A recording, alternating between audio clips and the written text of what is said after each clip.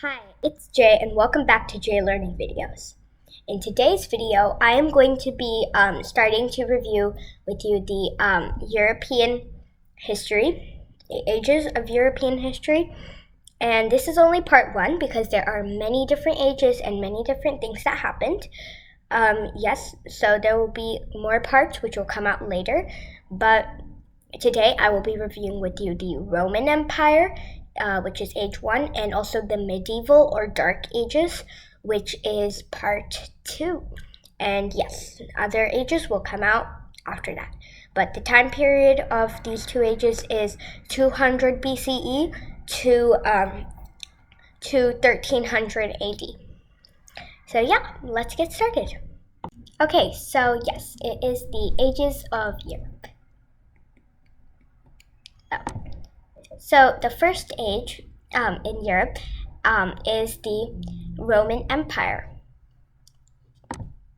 So until around 100 BCE, Rome was a republic, which is a type of democracy that still consists today, very similar to the US's democracy, but the Roman Republic consisted of a senate with noblemen, an assembly of commoners, and consuls, who were high-class military and political leaders. The population of Rome kept growing, and eventually the people of Rome decided they had outgrown their government. And after 400 years of democracy, they chose Julius Caesar, a powerful Roman military leader, as their emperor. During Caesar's reign, he conquered Gaul, modern-day France, Britain, Germany, Spain, Greece, the Balkans, Turkey, Egypt, and the Middle East, and even parts of Africa. Eventually, the people thought he had become too powerful. They ordered him to leave his army behind and come home, but Caesar did not obey. In 49 BCE, he started a civil war in Rome, and with the help of Cleopatra, who was the pharaoh, which means the ruler of Egypt, he defeated all the other generals who wanted to become the emperor of Rome, and he became dictator of Rome. Now that Caesar had complete control over the government, and a dictator is someone who has complete control over the government, he made a lot of changes right away, including giving land and food to the poor, ordering a new calendar, and letting more people gain citizenship. The senators, which still existed but had almost zero power, became unhappy with some of these changes and executed Caesar in 44 BCE. Now there was a big fight over who to make emperor, so eventually they decided to make Augustus Caesar, Julius's nephew and adopted son, the emperor. Augustus had full power over the territories and military of Rome, and he could even veto any laws. The original government had no power at this point. Eventually, Augustus's reign led to 200 years of Roman peace. The period of peace was called the Pax Romana. During the Pax Romana, the Roman Empire flourished. Its economy grew, new technology was invented, and the Middle East, Western Europe, and the Mediterranean all fell under the control of the Roman Empire. However, soon after 200 AD, the Roman Empire began to fall rapidly. First of all, their government was falling out of shape. Each emperor got killed by the next and so on. Between 230 and 280, the empire had over 25 emperors. That means there was a new emperor every 2 years. And that was because each emperor just kept getting assassinated. Also, the empire had grown so big it was hard to govern. In 284, Emperor Diocletian realized that the empire could no longer be governed effectively, and Diocletian's face is on that Roman coin. So he split the empire in two, the Western European Empire and the Eastern European Empire. The Eastern Roman Empire, also known as the Byzantine Empire, which Diocletian ruled, thrived. Constantinople, which is modern-day Istanbul, right between the Black Sea and the Aegean Sea, So yeah, it was the capital, and the empire went on for the next 1,000 years. However, the Western Roman Empire did not go the same way. Western Roman Empire, which had actually had Rome in it, kept falling. Military defeats from Africa, the Franks, the Brits, and the Germans eventually wiped out the empire. By 8400, the Western Roman Empire was gone. When the Roman Empire was gone, that started the Middle Ages. Now that the protection of the Roman Empire was gone, cities became a lot more vulnerable. As a result, walls were built around cities to keep out Vikings from Scandinavia, which is modern-day Norway, Sweden, and Denmark, and also Magyars from modern-day Hungary. Knights were also sent out to protect cities. Agriculture became the main industry. This started the feudal system. In the feudal system, kings gave noblemen, usually knights, land in exchange for military support. Noblemen gave peasants money in exchange for their service. In 1215, the King of England, who was King John at the time, who is considered the worst king of all time, he made his citizens pay lots of taxes and unfairly murdered his opponents. The barons, who were the noblemen in Britain, ordered him to give people basic rights, but when he refused, they seized London, and he had to negotiate.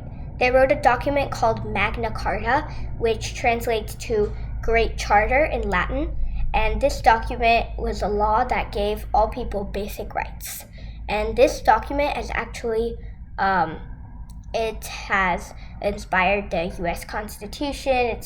It's inspired Thomas Jefferson and Mahatma Gandhi and a lot of other people. The Roman Catholic Church was the only thing that kept Europe together during this time. All of the kings had to obey the Pope, and if they didn't, there would be serious consequences. The ruler of the church, the Pope was the ruler of the church. The church was the form of learning at that time. People explained nature and, they explained nature using religion, not science. So they basically used their religion and everything that the Roman Catholic Church taught to obey, or to explain nature.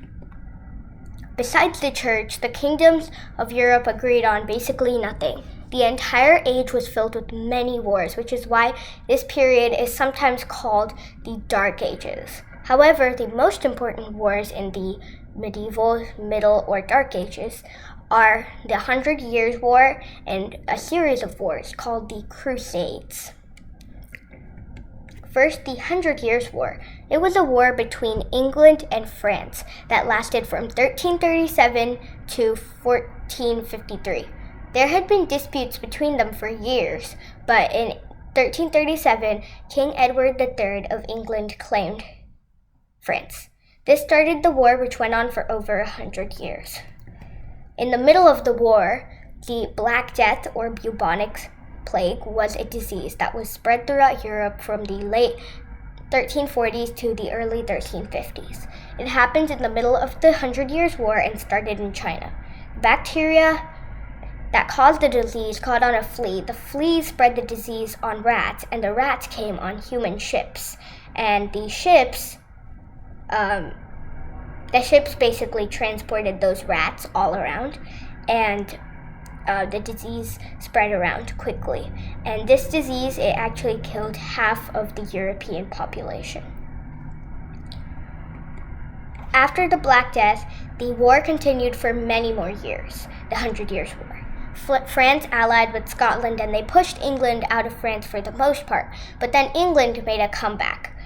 When things were looking bad for France, a girl named Joan of Arc, which many people will know today, she claimed to have spoken to God, and when she said that, she brought back hope to the French, and the French won. Now, the next significant war were the Crusades. They were a series of wars actually fought by the Christian kingdoms from Europe and the Muslim kingdoms from the Middle East and Africa. The Muslims conquered Jerusalem before the war started, and Jerusalem is a city in modern-day Israel. This was a holy city to the Christians, so in 1095 AD, the Pope asked all of the European kingdoms to declare war on the Muslim kingdoms. The Christians reconquered Jerusalem and even founded cities in the Middle East, but the Muslims conquered it back. Over the next 200 years, they kept fighting for Jerusalem. By 1380, the Muslims emerged victorious. And yeah, so by the time it was 1380, the Middle Ages were almost over. Even though they had lost the wars, the Crusades had a great impact on European society. Firstly, it opened a trade route between Europe and Asia. Also, the Europeans felt inspired by the more advanced Asian and Middle Eastern cities after going there. They started building cathedrals, almost like towering palaces, and the technology and architecture from the Middle East and Asia reached Europe. This brought Europe out of the dark times and into a period of art, architecture, and science. So yes, that concludes the Roman Empire and the Middle Ages. So this is part 1 of the European history video, and yes. So if you want to watch part 2 and all of the other parts, which will come out soon, for every few days I'll post one at a time, and the next video will have the next 2 or 3 ages, and yeah, so make sure to check those out also, and yeah. Okay, so that is the end of part 1, and so make sure to check out the other parts when they are released, and I also have a video on the countries of Europe and a lot of other videos on a lot of other topics, so make sure to check my channel out, and make sure to like, subscribe, and share this video with your friends if you liked it. So yeah, bye!